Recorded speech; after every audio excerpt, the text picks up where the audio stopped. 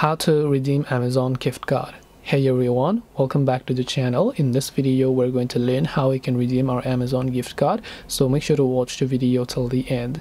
To redeem our Amazon gift card, all we have to do is go ahead and launch the Amazon application, and then you will see this type of interface.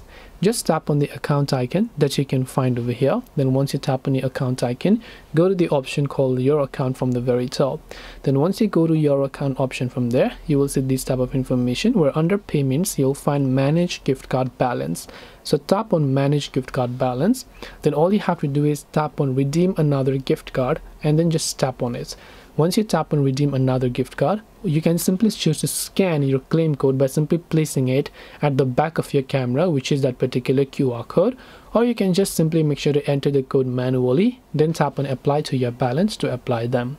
This way you can redeem your Amazon gift card. Hope this video was very helpful. If you have got any more questions, queries or doubts, feel free to leave them down below. Thank you for watching till the very end of this tutorial, and see you soon in the next video.